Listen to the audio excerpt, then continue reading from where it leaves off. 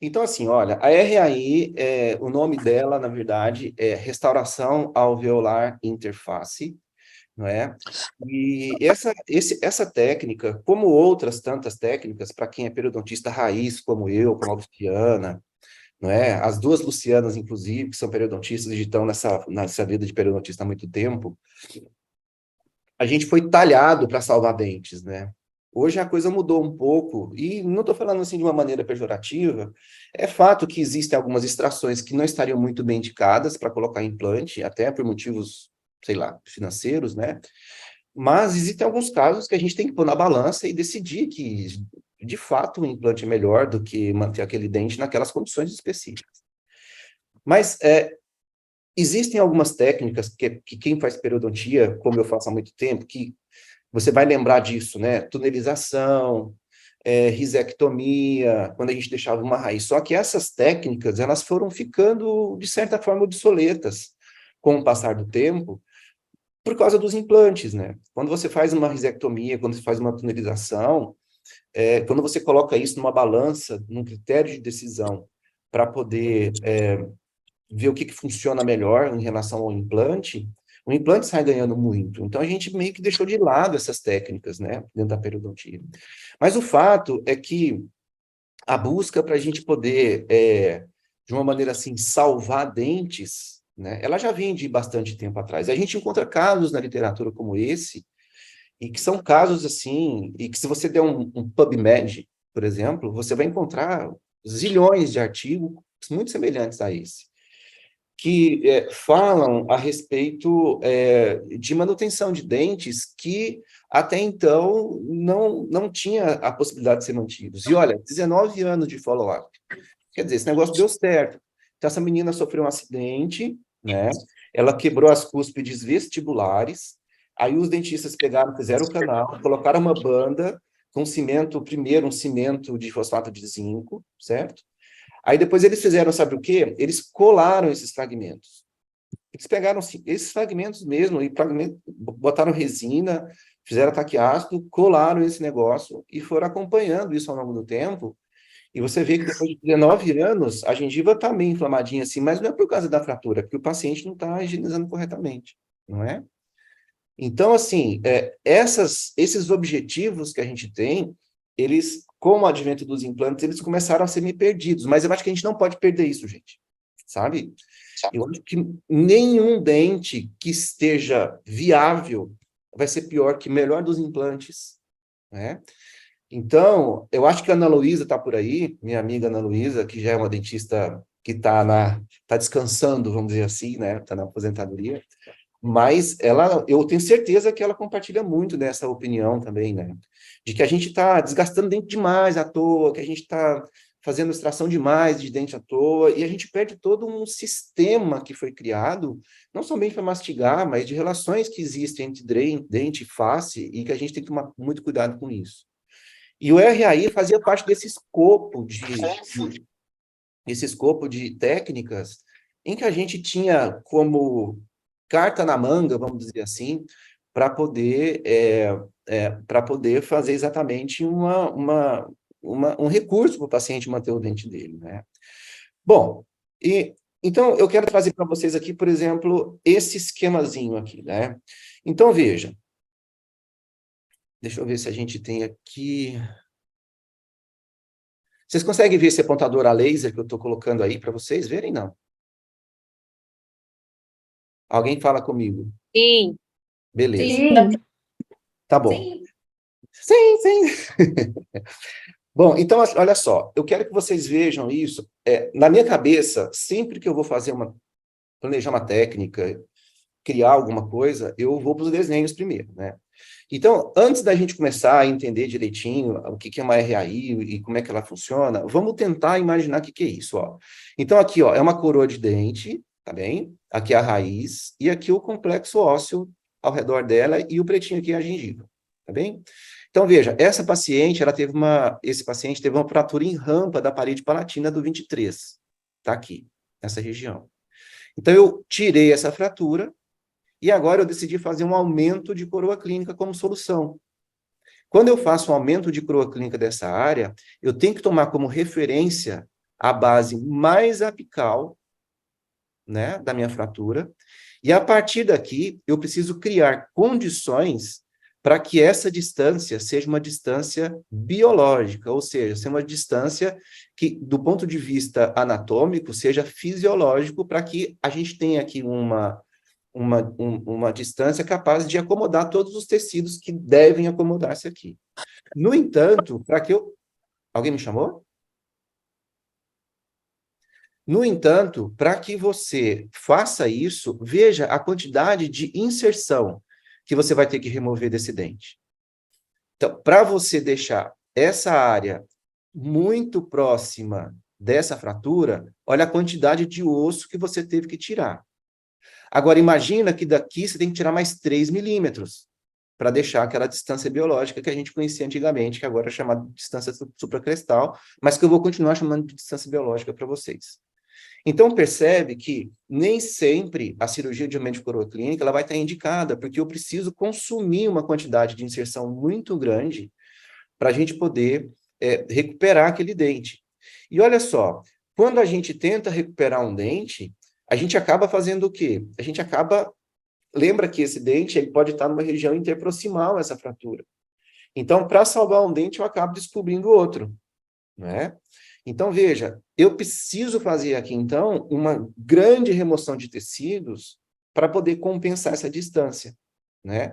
E aí eu tenho não somente esses problemas anatômicos, ou seja, eu perco muita inserção, mas, por outro lado, eu também crio problema estético, eu crio problema funcional, porque fica com uma área alta de impacção, não é? O paciente, às vezes, pode ficar sibilando, o paciente pode sofrer, por exemplo, de uma sensibilidade dentinária no dente adjacente, que leva para uma condição de canal e que pode aumentar a chance é, de uma futura fratura, não é? Então, nesses casos, eu preciso pensar muito bem se a cirurgia de aumento de coroa clínica vai ser melhor, né? Às vezes eu tenho que fazer um tracionamento ortodôntico, enfim. Mas veja só o que acontece nessa situação, né? Eu tenho a minha estrutura dentária aqui, e aí a minha estrutura dentária, na fratura, ela pegou exatamente na crista óssea alveolar. Então, eu tenho que fazer agora o quê? Eu tenho que criar uma distância biológica nessa área para poder fazer tudo correr normalmente. E para eu fazer isso, eu preciso fazer uma osteotomia. Agora, veja que a osteotomia, eu não posso fazer ela somente no sentido vertical. Eu preciso fazer uma osteotomia compensatória, porque senão eu vou criar um defeito. Essa é uma lição importante que a gente não pode esquecer quando a gente for fazer aumento de coroa clínica, né? Eu vejo muita gente, clínico geral, e até alguns especialistas, que vão fazer aumento de coroa clínica e se concentram em fazer a osteotomia somente no local da extração. Isso é um erro, porque o nosso organismo, ele não consegue entender, olha aqui para mim, ó, você está me vendo? Não, né? O nosso organismo não consegue entender grandes discrepâncias como se fosse uma bolsa vertical, uma perda óssea vertical. Então, a gente tem que criar essa osteotomia compensatória exatamente para esses tecidos poderem se acomodar de uma maneira bastante fisiológica. Então, pensa, por exemplo, num caso como esse. Olha essa menina que tem um sorriso muito bonito, um sorriso alto, e que agora ela passou pela mesma ocorrência. Ela teve uma ocorrência da fratura em rampa do 23. E se a gente fizer uma cirurgia de aumento de coroa clínica convencional, o resultado que a gente vai ter para essa paciente é um resultado que pode trazer muita complicação estética. Porque a gente pode ter, tudo bem, os maiores defeitos estão por palatina, mas como eu preciso fazer essa compensação, eu tenho que levar em consideração que isso pode envolver um pouco das minhas papilas, e essa paciente, dessa maneira, ela pode ter o quê? Ela pode ter um buraco negro. E antigamente isso poderia ser um problema para você, mas olha a leoa que está te esperando aí, né? Essa menina aí, por exemplo, ela pode ficar muito, muito brava com você, porque você deixou ela com um buraco entre os dentes e que ela não quer isso para a vida dela, entendeu? Então, esse é o menor dos defeitos, né? Esse é o menor dos defeitos. Então, quando eu tenho uma fratura como essa, será que existem alguns recursos que eu possa lhe dar para poder atenuar, ou às vezes até eliminar esses problemas? Sim, há recursos, né? Eu falei agora há pouco que eu posso fazer, por exemplo, indicar para um ortodontista, para ele fazer um tracionamento ortodôntico. Eu posso fazer tantas outras coisas, né? E dentre essas coisas que eu também posso fazer, eu posso fazer uma restauração alveolar interface, né? Então, veja, a sequência é a mesma, né? Então, o paciente estava lá com a raiz palatina de 23 quebrada, essa raiz foi removida, e aí olha só o que acontece aqui, ó. Ao invés de eu ter que fazer uma remoção de toda essa parte óssea, eu faço um preparo, um slice nessa raiz, e esse slice, ele traz o meu preparo mais para a direção coronal. E eu posso tratar o meu dente de uma maneira legal, de uma maneira melhor. Agora, a grande dúvida que a gente fica é o que acontece exatamente nessa região desse slice. É isso que a gente vai trazer para vocês também, essa resposta, né? A gente precisa fundamentar muito biologicamente as nossas atitudes clínicas, as nossas ações clínicas, para a gente ter segurança a longo prazo em relação a isso. Então, de uma maneira mais simples, uma RAI, uma restauração alveolar interface, nada mais é do que você promover alguns slices, alguns desgastes da superfície radicular, para fazer com que essa fratura em rampa, ela assuma uma característica mais vertical. E com isso, eu consigo trazer o preparo, que seria daqui para a apical, eu consigo trazer a estrutura dentária numa distância biológica que me permita, inclusive, que eu não faça osteotomia. É quase uma mágica, viu, gente? É verdade. A gente, às vezes, eu lembro que uma vez eu estava dando aula no curso de especialização, e aí um dos professores me chamou para poder apresentar um caso de um aluno que estava com um paciente, e que esse paciente tinha tido uma fratura em rampa do premolar, exatamente igual do premolar, e aí ele tinha indicado a extração do dente, e ele queria saber o que eu faria. E aí eu disse a ele, olha, não precisa extrair. Sequer precisa fazer aumento de coroa clínica nesse dente. Ah, mas como? E a gente fez uma RAI. E, e parece mágica mesmo, né? Você vai ver que a coisa é bem interessante. Só para haver uma comparação, olha só, quando você faz uma RAI, olha, você preserva uma estrutura dentária e você acaba preservando o tecido ósseo, porque você não precisa fazer osteotomia compensatória. Você não precisa ganhar distância biológica mais. E quando você não faz uma RAI, você vai precisar compensar essa área mais apical da fratura com osteotomia para você poder corrigir todas essas distâncias biológicas. Agora, o que causa estranheza é o seguinte, pô, mas como assim, cara? Você vai desgastar um dente? Como assim? Você vai desgastar um dente que já está fraturado? E isso não vai trazer mais problema? Calma. Calma que a gente vai entrar em detalhes em relação a isso. Então, vamos imaginar o seguinte, olha, então vamos para os nossos esqueminhas. A gente tem aqui um premolar superior, a gente tem a face vestibular e a outra face oposta, obviamente, é a face palatina, certo? A gente vai ter, então, aí algumas características anatômicas importantes, alguns marcos anatômicos importantes, que a gente vai falar do primeiro deles aqui, que é a junção cimento-esmalte, né? A gente vai ter a margem gengival, que vai estar acima dessa junção cimento-esmalte, e depois a gente vai ter a crista óssea alveolar, né? Nessa área. Essa região já foi muito estudada, e o artigo que traz muita luz para a gente em relação a essas distâncias é um artigo bastante antigo, lá de 1961, de um cara chamado Gargiulo, e você tem que ter isso na cabeça, tá? Esse número é um número emblemático para você. Você precisa entender que a distância biológica correta que tem que ter entre a sua margem da gengiva até a crista óssea é de 2,73, mas a gente fala de 3 milímetros. Essa tabelinha aí, se você somar todas essas distâncias, olha, inserção conjuntiva, inserção epitelial, epitélio juncional longo e profundidade de sulco, isso vai dar 2,73. Então, para você que é periodontista e quer ficar bem na foto, quando você receber um paciente que precisa fazer aumento de coroa clínica, nada de ficar deixando um términozinho, 1 milímetro para dentro, porque o teu protesista vai te xingar, tá bem? A Francisca tá aí também, ó, tem outros protesistas. Protesista, meu filho, quer ver preparo, entendeu? Então, para você ficar bem na foto, você tem que deixar os 3 milímetros no mínimo. Se puder, deixa até um pouquinho mais. Para o teu protesista, na hora que vê o preparo, fala assim, nossa, coisa linda, né? E aí ele vai te mandar mais paciente. Bom, visto isso, então, a gente vai, então, submeter esse nosso estudo, esse nosso modelo, esse nosso experimento a uma fratura. Então, olha o que aconteceu aqui. Foi uma fratura. Se você prestar atenção, essa fratura, ela foi um pouquinho para cima da crista óssea, tá vendo? Tá vendo? Que ela foi um pouquinho para cima da crista óssea. Uma fratura em rampa. Então, veja, se eu tivesse que corrigir isso da maneira convencional, eu deveria, então, fazer um desgaste de todo esse complexo que eu preciso de 3 milímetros de inserção, de distância biológica, para a apical, para poder trazer essa fisiologia normal para essa região de novo. Agora, a grande pergunta é, será que eu precisaria remover todo esse osso?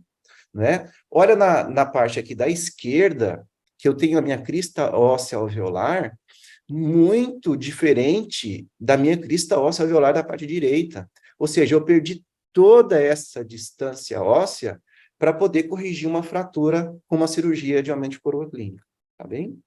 Então, assim, o artigo que a gente vai trazer para vocês, que fala sobre RAI, é um artigo lá do pessoal da Faculdade de Odontologia de Bauru, né? É um artigo que ele não é recente, se eu não me engano, é um artigo de 2013, desculpa. E eu quero trazer... olha, gente, toda essa aula tem a bibliografia, e eu não sei como é que eu vou mandar isso para vocês, mas eu quero compartilhar isso com vocês de alguma forma, tá? Depois vocês me mandam uma mensagem aí no Instagram, porque aí eu vou mandando os artigos para quem quiser, tá bom? Mas, olha, eu vou ler para você não ficar com dúvida em relação a isso. Olha, então, a técnica da interface alveolar restauradora foi descrita como uma porção da superfície radicular que se estende desde a crista alveolar apicalmente até a margem restauradora coronalmente. A RAI consiste em modificar a posição da margem restauradora para um ambiente mais saudável, respeitando o espaço biológico e, portanto, permitindo um controle eficaz da placa. Agora nós terminamos a aula e você pode ir embora. Tá vendo? É fácil, né? Não, calma. O Rodrigo vai te ajudar a entender isso melhor, tá bom? Então, olha só. Então, tá aí o caso que a gente estava levando em consideração. A gente vai aumentar um pouquinho esse caso agora. E aí, olha só, se a gente tivesse que fazer um preparo a partir da porção mais apical da fratura, a gente teria que trazer essa crista alveolar 3 milímetros para cima, tá certo? Bom, se a gente quiser fazer o preparo agora a partir da junção cimento-esmalte, eu tenho que dar algum jeito nessa região para eu não ter que fazer essas coisas. E é exatamente isso que minha RAI faz. Eu faço um desgaste com uma ponta bem fina dessa parte radicular, de modo a fazer com que esse meu preparo que estava lá embaixo, ele passe agora para mais apical. E aí, com isso, eu consigo fazer o quê? Eu consigo trabalhar com o meu preparo, não na região onde aconteceu a fratura, mas na onde a região onde eu fiz o meu desgaste. Vamos tentar ser um pouquinho mais claro aqui, ó. Então, olha só.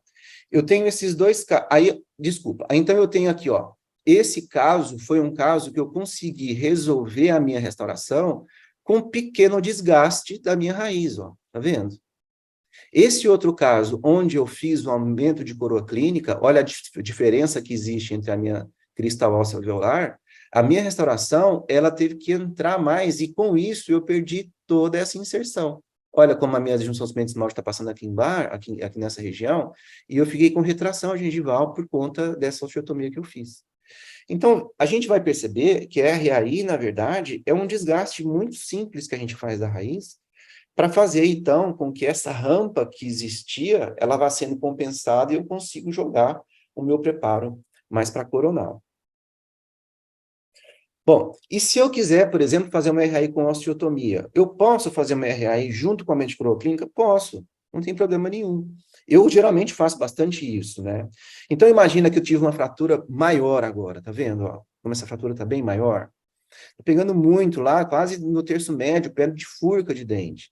Então, se eu tivesse que fazer um desgaste nessa região mais apical da minha fratura, olha a quantidade de tecido de inserção que eu deveria ter tirado para poder compensar esse limite que eu tenho aqui. Se você lembrar que aqui do lado tem um dente, daqui do outro lado pode ter outro dente, então isso é complicado. E se eu fizer simplesmente um slice da minha raiz, eu vou trazer aquela distância que estava lá embaixo, olha para onde ela vem. Significa, então, que está infraóssea ainda? Tá, mas eu vou ter que tirar muito menos osso dessa região do que eu tiraria inicialmente, simplesmente com um slicezinho que eu faço, tá? Esse slice a gente faz com uma broquinha, né? Uma broquinha dessas que a gente tem, essas de acabamento, fininha, e a gente vai tirar uma cutículazinha da raiz. Simplesmente assim, tá? Então, veja que quando eu faço a remoção dessa raiz, eu trago o meu preparo muito mais para a coronal. Muito mais para a coronal, e eu não preciso fazer grandes desgastes ósseos. Tá bem? Então, olha só, eu faço o slice, eu vou preparar o meu dente agora a partir dessa região, e aí eu faço um pouquinho de aumento de urocrito, não tem problema, mas a partir de um pequeno slice eu consigo dar margem para a minha gengiva de uma maneira mais natural, vamos dizer assim, sem desgastar grandes tecidos para isso. Bom, vamos pegar um modelinho agora para tentar mostrar isso de uma maneira melhor. Então, veja, eu tive aqui uma fratura da acústica palatina e o meu modelo ele é interessante porque o meu dentinho ele sai, né? Então, esse recurso didático eu não tenho na boca do paciente. Mas, olha, aqui está o nível mais aplicado da fratura porque eu tirei meu dentinho, tá certo? Então, está ali a minha fratura em rampa. Então, quando eu pego a minha fratura em rampa, eu vejo essa região que está na margem da gengiva, o que, que eu tenho que fazer com a minha RAI? Eu vou pegar uma broquinha e vou passar aqui nessa região, de modo a fazer com que esse pontinho azul se coincida com o ponto vermelho. E para fazer isso, eu vou fazendo slices nessa região, ó. Passando a broquinha em movimentos assim de vai e vem, e eu vou trazendo, até que eu consiga fazer essa dinâmica aqui, ó. Então, eu tenho meu dente, eu vou passar minha broquinha nessa região, fazendo slices, até que eu chegue com uma condição assim, ó. Então, percebe que essa área que foi aplanada, agora eu tenho um platô formado lá em cima, ó, lá para a coronal. E quando eu devolvo isso agora, que eu posso fazer para o meu manequim, quando eu devolvo meu dente para a posição normal, olha só, como o meu preparo, ele ficou nessa região. Ou seja, entende? Eu vou fazendo preparos, eu vou fazendo slices, e eu tenho que receber, né? Eu tenho que ter alguns limites para isso. Mas à medida que eu faço esses slices, aquela partezinha que estava mais para apical, ela vai ficando retificada aqui nessa área, ó, e aí eu levo em consideração essa região, que quando eu empurro esse dente de novo para o alvéolo no manequim, olha onde foi parar essa fratura. Então, eu vou voltar aqui alguns slides, para você imaginar, olha, a fratura, olha só, a fratura estava lá para baixo, tá vendo? Ó? Lá embaixo. E depois que a gente faz a RAI, olha para onde vai vir essa fratura. Fratura não, mas para onde vai vir essa área em que eu posso agora fazer meu preparo, né? Eu sei que você pode estar meio estranhando e você pode estar igual esse cachorrinho aí na foto. Sei não, eu estou desconfiado porque eu não sei o que vai acontecer nesse buraco que você fez aí, né? Você vai desgastar esse negócio, essa raiz. Gente, é um desgaste leve, né? Não é um desgaste assim para fazer um preparo lá na raiz do dente. É um desgaste, é um slice, né? O ortodontista está cansado de fazer slice nos dentes das pessoas, né? Mas, bom, se a gente for pensar bem, esse slice que a gente faz, ele não é um negócio tão incomum na odontologia. E nessa área, inclusive, né? Então, por exemplo, vamos pegar aqui, como é que a gente trata uma retração gengival provocada num dente como esse? Então, veja, esse dente foi um dente que o paciente fez um tratamento ortodôntico, esse dente ficou muito lingualizado, a raiz ficou muito para fora do envelope ósseo, e o tratamento de eleição para esse tipo de caso é retornar para a ortodontia para trazer o dente para uma inclinação melhor. Só que o paciente, pelo sinal da cruz, ele falava que não ia mais fazer ortodontia. Então, para a gente poder fazer o tratamento desse paciente, o que, que a gente precisa fazer aqui? Nada mais, nada menos do que desgastar esse dente e fazer o que a gente chama de RAI. É uma slice, né? Não chega a ser uma RAI, mas é um slice que funcionaria como se fosse uma RAI. Bom, Depois que a gente faz esse slice, olha o que acontece, então, com o meu dentinho aqui, né? Eu faço meu slice, né? E olha, o dente, ele fica retão. Tá vendo? Como eu diminuí aquela convexidade do meu dente, da raiz do meu dente. Eu preciso fazer isso, porque senão eu deixo meu enxerto muito espremido, muito pressionado. E a gente vai ter uma área de isquemia nessa região. Então, tem que tirar, não tem jeito. A gente explica para o paciente que vai ter que desgastar o dentinho dele, tal, tal, tal, mas tudo bem. E aí, o que a gente faz? Escolhe a técnica que você quiser, no caso aqui eu fiz um túnel, né? Prendi o dentinho lá, o enxerto, veja aí para você ver a fotografia mostrando o quanto o dente estava fora mesmo do envelope, mas depois que você faz isso tudo que você compensa, você consegue trazer o enxerto para a posição e você consegue estabelecer uma condição muito interessante de saúde, como você está vendo nessa área. E se você pegar essa região e der um pouquinho mais de aumento, você vai ver que existe aqui uma adaptação epitelial muito, muito, muito estável. Você pode pegar uma sonda periodontal, por exemplo, e carcar aqui em cima, que a sondagem vai ser entre 1 e 1,5, no máximo 2 milímetros.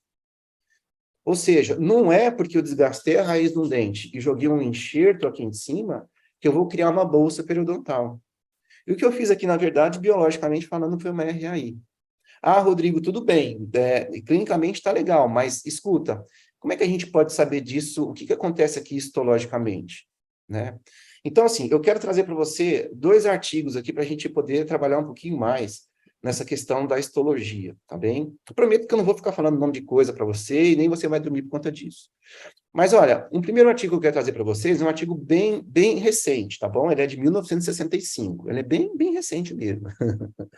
Mas para com isso, porque não é porque um artigo é antigo que ele passa a ser ruim. Tanto não é ruim que se você pegar o último livro do Linde agora, esse bonitão, com 2 volumes, esse artigo aí do Wildman, que eu tenho ele, eu posso passar para vocês, inclusive, eu vou passar, é o que ele cita, por exemplo, no livro dele até hoje, né? E se o cara, que é o Linde, cita esse artigo, por que eu não vou citar? Não é verdade? Então, olha só, o que esse cara fez, né? Vamos acompanhar o que esse cara fez.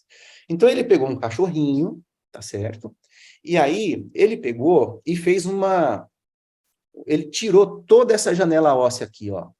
Tá vendo? Uma janelazinha óssea de 5 por 4, 5 de altura por 4 de largura, e ficou toda essa área exposta aqui nessa região. E aí ele fez 3 nozinhos aqui, ó, 3 buraquinhos, um nessa região e outra nessa região aqui, certo? Então aqui, ó, nesse aqui é o nível que era da margem gengival antes dele criar o defeito. Aqui é o nível ósseo antes de criar o defeito. E aqui o nível ósseo depois que ele tirou o defeito, tá? Depois que ele tirou essa placa óssea. E aí ele deixou isso, ele pegou e fez o quê? Tirou isso, deixou cicatrizar, aí depois ele fez um retalho reposicionado lateralmente, exatamente em cima dessa região do cachorrinho. E depois de um tempo, ele começou a avaliar o que estava acontecendo. Isso foi tão legal, que você precisa entender essas coisas aqui, né? Então, a gente vai avaliando essas coisas, e esse artigo, e a gente vai entrar em alguns estágios, né? Para você que faz enxerto, leve em consideração isso. O primeiro estágio é um estágio de adaptação. O que foi feito aqui é um enxerto, né? Um enxerto com posicionamento lateral do retalho. Então, não foi feito conjuntivo, mas é um enxerto. Bom, o estágio de adaptação é um estágio em que vai acontecer o quê? Vai acontecer uma deposição de uma camada de fibrina entre o tecido que você fez no enxerto e a superfície radicular. Bom, isso era esperado, né? A fibrina é um tipo de tecido que vem acompanhado de todo o processo de cicatrização. Se você não produzir fibrina, meu amigo, você não cicatriza. Então, isso era mais ou menos esperado que acontecesse, não é? O segundo estágio é um estágio que a gente chama de inserção. Olha o que vai acontecendo aqui, né? Nesse estágio, essa camada de fibrina, ela vai começando a ser invadida por tecido conjuntivo nessa região.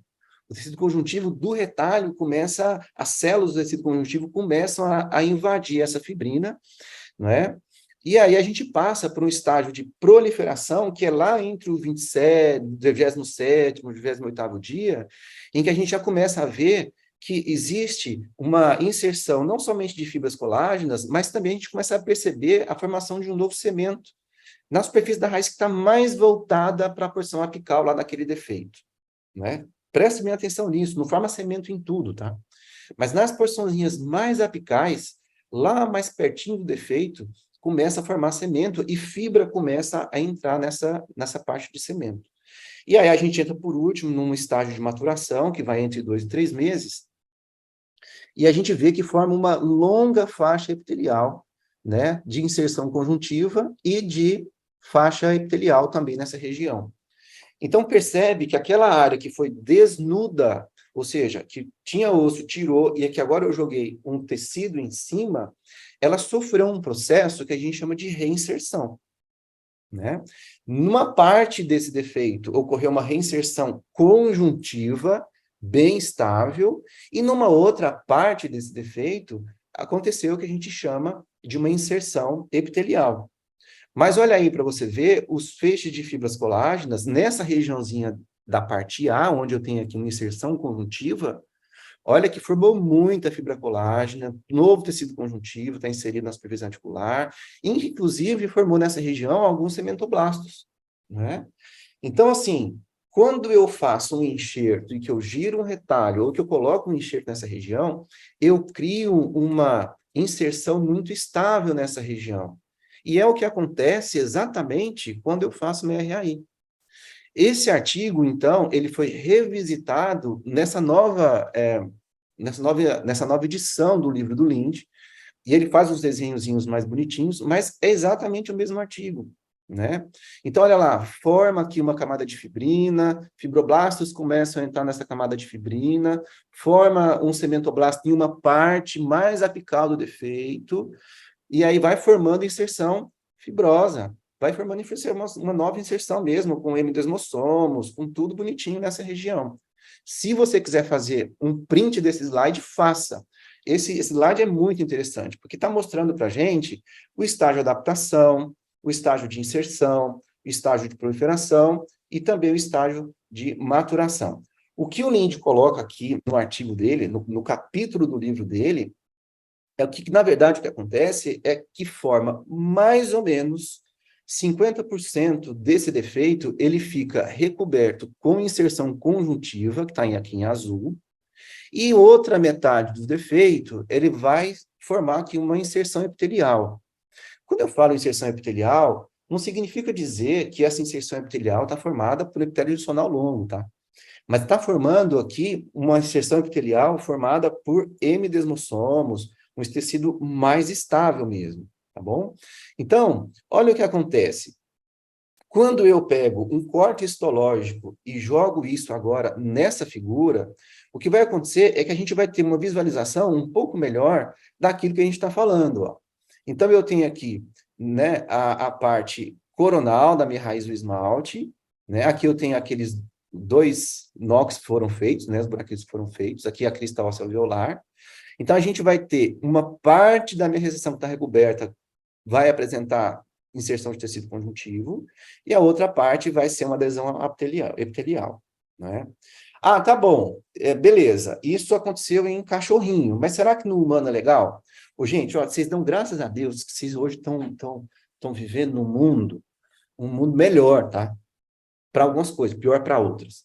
Mas eu vou mostrar um artigo para vocês de 1972, e que esse artigo não foi feito no Brasil, não foi feito na Suécia, tá bom? Então, olha a cabeça dos caras, né, meu? Vê se isso passa hoje no comitê de ética. Então, vamos lá. Esse é um artigo que o cara quis estudar o seguinte, olha, o que acontece se eu levantar um retalho e trazer esse retalho de volta? Vai haver uma reinserção gengival após uma cirurgia? A ideia era o seguinte, eu levanto um retalho, faço um Weidmann modificado, tenho acesso à raiz, raspo isso tudo e devolvo. O que acontece? Né? Então, olha a ideia. Esse cara deu uma olhadinha nesses 4 dentes aqui e falou assim, esses dentes estão com bolsa, hein? Entre 2 e 7 milímetros, o artigo diz isso, tá?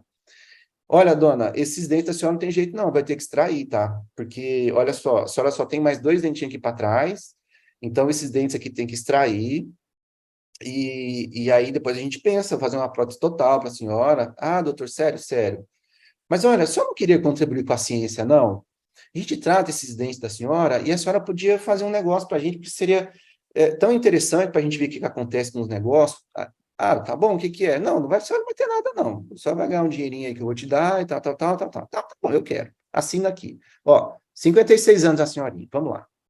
Então, olha só o que eles fizeram. Eles pegaram essa região aqui, estava assim, mais ou menos, levantou um retalhozinho, até aí tudo bem, raspou todas essas raízes, tirou tudo que tinha que tirar. Gente, e quando você levanta essas raízes, fala para mim, Vitória, você extrairia esses dentes aqui? A cristácea está aqui, meu. Olha aqui.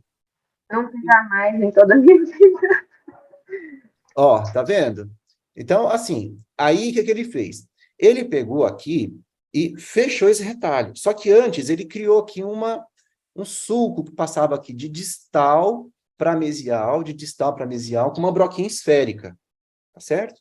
Então, vamos lá. Depois disso, olha só, gente, 4 meses depois, o negócio cicatrizou e estava bonito na foto, não estava? Estava lindo isso aqui, cara. Ó, só que ele falou assim, tia, você está pensando em não extrair esses dentes mais, né? Mas, ó, a senhora assinou um contrato. Não, mas tem que extrair. Doutor, mas meus dentes firmaram, tá bonito. Não, esse dente não presta mais não, senhor. Esses dentes aí você pode jogar fora, porque não tem mais jeito. Não. Olha essa gengiva, né? Tá em preto e branco. Mas dá para ver que tá legal, pô. Tem até uma característicazinha que a gente fala de casca de laranja aqui, ó. Tá vendo? Bom, aí o criatura falou assim, bom, não basta extrair, né, cara? Eu tenho que sequelar. Tem que sequelar. Então, olha só o que ele fez. Ele não somente extraiu os dentes, mas ele extraiu com um colarinho de gengiva por fora, né? Tirou tudo. É lógico que ele fez isso. Por quê? Porque ele queria saber, se ele tivesse tirado tudo, ele não saberia como é que esse tecido cicatrizou nessa área que ele raspou. Então, ele teve que tirar com um colarinho, né? Gente do céu, eu até tenho um calafrio quando eu penso nessas coisas, né? Mas tá aí, não foi o Rodrigo que publicou, eu vou mostrar, né, o resultado, porque a gente precisa entender essas coisas. Então, olha só, aqui está a área da junção cimento-esmalte, aqui está a região onde ele fez aquele sulco, certo? E aqui está a crista óssea alveolar. Então, ele pegou 2 áreas, ele avaliou, ele pegou 3 áreas, olha aqui, ó. Essa primeira área 1 aqui, ó, era nessa região do cemento, acima, coronal, aquele buraquinho que ele tinha feito. Tá vendo aqui, ó? Esse buraquinho que ele fez é aqui. Essa área de cimento é a área que estava apical ao buraquinho que ele fez, a fenestração. Depois, ele pegou dentro desse buraquinho para saber o que tinha acontecido com o tecido, e apical, no cimento apical, o que tinha acontecido. Então, ele avaliou 3 regiões. Olha, eu quero saber como é que o tecido se reinseriu aqui, como é que o tecido se reinseriu em dentina, e eu quero saber como é que o tecido se reinseriu no cemento que está mais para a área apical. Então, foi isso que ele tentou resolver, ou trazer resposta. Então, está aqui o sulco que ele fez nessa região, né, só para mostrar para vocês. E aí, a gente vai ver os cortes histológicos agora, para vocês verem o que aconteceu. Então, veja, naquela parte mais coronal, onde tinha cemento ainda, olha que a gente vê uma formação de um espaço extracelular e aqui uma característica epitelial já sendo formada, com lâmina lúcida, lâmina densa. A gente vê aqui as tonofibrilas de hemidesmossomos, ou seja, já tem um aporte epitelial chegando ali para aquela área, não é? Após 4 meses. Aqui as células epiteliais já colocadas, já realocadas na superfície ao longo do cemento dessa região que foi preservado aqui. Então, toda essa áreazinha que você está vendo eu colocando aqui no meu ponteiro, ó, tudo isso já estava com uma formação epitelial bem importante nessa área. Por quê? Onde tem cemento, meu amigo, vai formar, né, mais facilmente essas fibras, tá certo? Bom, o que aconteceu nessa área onde não tinha cemento, mas tinha vamos dizer assim, dentina nessas áreas? Também houve uma formação ou uma adesão de células epiteliais que foram reinseridas nessa superfície da dentina. Tá vendo? E na parte mais apical do cemento, olha só o que aconteceu. A gente teve essa formação de fibra colágena que você está vendo aqui, ó, nesse tecido que é cemento, já em forma colagenosa, mais calcificada nessa região aqui, ó, tá vendo? Então, ou seja, aqui teve uma formação muito grande de fibras já ancoradas no cemento, aqui nessa região apical também, e aqui uma região onde a gente não tinha mais cimento, mas teve uma adesão epitelial importante aqui, né?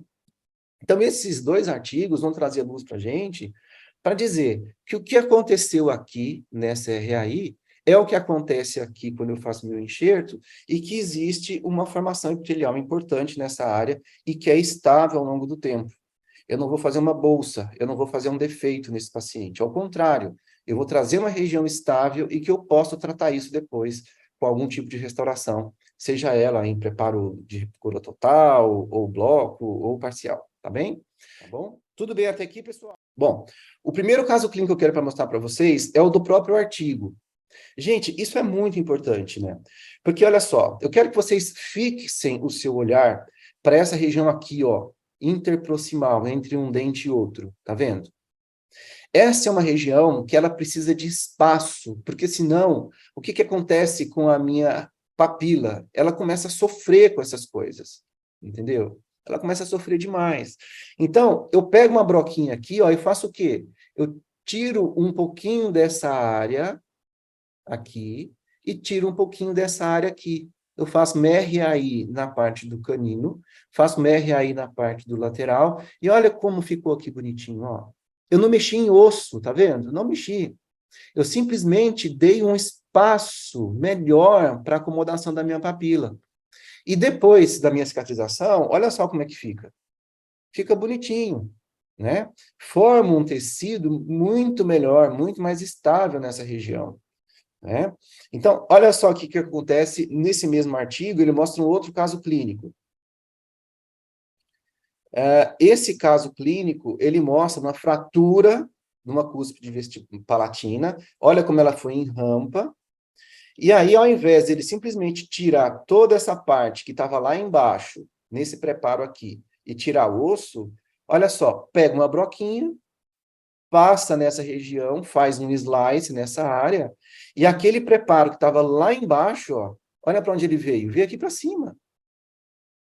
Entende? Você tirou aquela rampinha. E aqui eu deveria fazer essa outra compensação. Só que aí, o que a gente fez?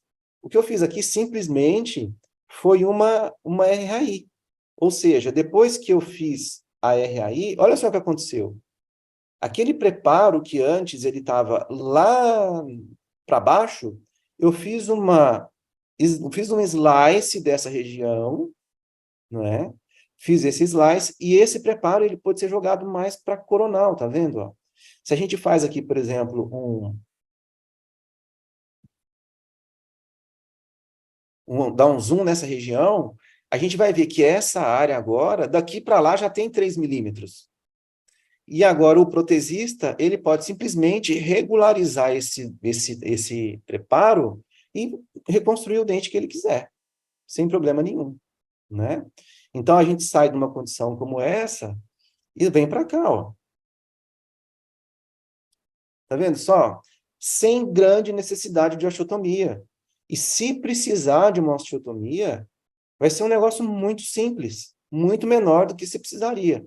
Eu vou voltar para você ver a diferença. Por isso que eu falei que parece mágica, né? Quando você olha um dente desse, e você fala assim, meu, vai cair, vamos fazer aumento de coroa clínica, e você faz um dente, e depois da cirurgia tem isso, você fala assim, meu, eu mexi muito pouco osso aqui. Pouquíssimo osso, né? Esse outro caso que eu vou mostrar para vocês é ainda melhor. Por quê? Porque é uma areazinha que eu só fiz uma gengivoplastia aqui nessa região, ó, por isso que está com ponto, e essa é uma área que nem retalho eu levantei. Eu só corrigi um pouquinho essa gengiva que está aqui, essa outra gengiva que está aqui, ó, e aí eu só passei broca aqui, ó. Tá vendo como aquela região estava bem rampeada? E olha só como ela ficou agora com um preparozinho bem bonitinho nessa região. Isso é RAI, que a gente pode fazer, inclusive, junto com o ambiente clínico. Olha lá. Eu tenho certeza que o protesista vai olhar para mim e falar assim, ai, abençoado seja o periodontista, né, que me deixou um preparo tão nítido assim para eu poder preparar agora e moldar e fazer meu caso, né?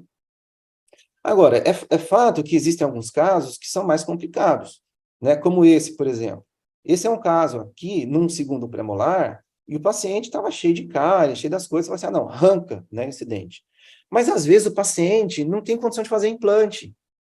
Então, às vezes, é melhor você tentar fazer alguma coisa com o paciente do que ele ficar sem dente, não é verdade? Né? Então, olha só, quando você vê essa imagem e você vê essa imagem, parece que foi feito mágica, né? Só que não teve mágica alguma aqui. O que a gente fez, na verdade, foi simplesmente uma RAI e uma osteotomia compensatória muito discreta, que nem precisou levar muito para vestibular. Então, nem deu defeito nessa paciente, para você ter ideia. Por quê? Porque aquela fratura em rampa, ela foi compensada para essa região. Então, olha só esse outro caso. Esse outro caso, uma área também que estava precisando de um up aqui nessa região, e precisava de uma mente coroaclínica, não teve jeito. Mas a mente coroaclínica que eu fiz aqui, ele foi infinitamente menor do que se eu não tivesse feito essa RAI aqui, ó. Entendeu? Então, olha só como estava exprimida essa papila aqui nessa região. Então, a gente pega agora uma broquinha, passa essa broquinha aqui nessa área, toda bonitinha, ó, tá vendo? E depois a gente sutura, é o que todo protesista quer ver, né? E aí, depois de 20 dias, as restaurações na posição. Agora, você acha que se eu tivesse feito uma cirurgia convencional, a gente estaria com esse tipo de defeito tão discreto, para aquele tamanho de necessidade que eu tinha? Olha a palatina, por exemplo, como ficou. Isso depois da prótese já feita, né? Então, veja, a RAI tira a gente de muita cilada, né? Muita enrascada que a gente às vezes sem ter como trabalhar, a RAI vai trazer isso para a gente. E com estabilidade, como a gente demonstrou nos artigos que trouxeram para a gente cortes histológicos mostrando que forma nessa região. Agora, RAI resolve tudo na nossa vida? Não, né? Cuidado. Quando a gente pega uma técnica, bota no bolso e a gente faz um bichinho de estimação dela, a gente pode ter problemas em relação a isso. Por quê? Porque existem algumas áreas que a gente tem que tomar cuidado. Existem algumas fraturas, que essas fraturas elas vão ficar muito próximas do complexo pulpar, e a gente tem que fazer o implante, ou a gente tem que fazer outro tracionamento, a gente tem que fazer outras coisas, não é? Então, assim, ó, algumas coisas que a gente tem que, para finalizar aqui, algumas coisas que a gente tem que levar em consideração, e eu quero que você entenda isso, tá? Primeiro, quanto mais angulada a sua fratura, é melhor para você fazer a RAI. Olha o que eu disse, por exemplo, um dente que fraturou desse jeito, já praticamente em segunda polpa, como é que você vai fazer a RAI aqui? Não tem que você possa desgastar aqui para poder fazer esse dente voltar para esse preparo ficar mais para coronal, não tem jeito. Então, quanto mais anguladinho foi isso, melhor. Segundo passo, importante, depois que você tem a fratura, você tem que fazer uma previsão bem cuidadosa, bem realista, de aonde que vai ficar esse futuro término, para você imaginar o tanto de RAI que você vai ter que fazer. Então, por exemplo, eu tenho que imaginar que o meu término, ele vai vir para cá, ó. Eu quero que ele fique aqui. Idealmente, eu quero que ele fique na minha margem da gengiva, mas nem sempre isso é possível. E aí sim, depois que eu estabeleci isso, eu vou fazendo os meus movimentos com a minha broquinha, pegando lá do defeito, ó, e fazendo esse slice que eu falei, que eu disse para vocês. Se eu tiro agora essa fratura, olha o que aconteceu aqui, ó. O preparo ele era aqui, tá vendo? Eu tinha que consumir 3 milímetros de osso para baixo, para apical. Mas agora, pelo fato de eu ter feito essa RAI, eu tirei esse preparo daqui, e onde ele foi passar? Na margem da gengiva. E você já entendeu o que acontece aqui, né? Aqui vai formar toda uma estrutura, todo um complexo nessa região, que vai ser estável para você fazer, para você trabalhar e não vai ter problema, tá? E aí, no futuro, você vem e depois você faz o seu preparo já nesse nível aqui, ó. Tá certo? Agora, cuidado, né? Se você vai exceder os limites da sua técnica, você vai ver que tem um bichão bem grande te esperando aí, que é um paciente bravo, Porque ao invés de você trazer solução para ele, você trouxe mais sequela, tá certo? Então não pode, meu filho, cuidado, né? Cuidado com essas coisas. Você vai ver que RAI, a gente tem que indicar, assim, para aquelas fraturas em rampa, e que são fraturas, assim, que nem sempre vão ser possível ser tratadas, né, com outras coisas, assim, mas são fraturas mais discretas, né? Fraturas em rampa, que pode ser um pouco maior, mas mesmo que você tenha que fazer uma osteotomia, guarde isso na cabeça, deixe a RAI no bolso, porque ela pode fazer você precisar muito menos de osteotomia, e com isso, e isso é que é importante, você tirar menos tecido e causar menos sequela estética para o paciente, tá bem? Então, olha, para concluir, o que precisa entender, né? O slice na região radicular permite manutenção do preparo para uma região mais coronal. Com essa mudança de preparo, você vai evitar ou vai diminuir muito a necessidade de desgastar a crista óssea, e tem que tomar cuidado com uma coisa: se você está fazendo um desgaste da raiz, se você está diminuindo o volume dessa raiz, significa dizer que se você precisar de um preparo intrarradicular para fazer uma retenção, você não deve usar a raiz que você fez RAI, porque, né, você diminuiu a extensão dela. Então, se você faz um preparo intrarradicular e usa essa raiz como um pino, você pode fazer ela ficar mais frágil ainda. Então, se precisar de um pino, usa o outro, a outra raiz que você está trabalhando, tá bem? E uma mensagem muito importante para você: cuidado, cuidado quando o assunto é sorriso, né? Então, todas as formas que você tiver de contribuir para que a estética do teu sorriso seja mantida, você faz. Porque senão vai ter um leão, uma leoa lá te olhando. E hoje, como tem leão e leoa feroz nesse mundo, né? Antigamente a gente tinha um negocinho assim, uma diferençazinha entre um dente e outro, ninguém reparava. Agora, meu amigo, doutor, tá 0,58 milímetros menor meu dente. Senhor, meu filho, então, não é o que eu vou fazer, né? Então, assim, tomar cuidado com isso, porque o RAI pode ser um negócio que pode amansar essas feras aí que existem.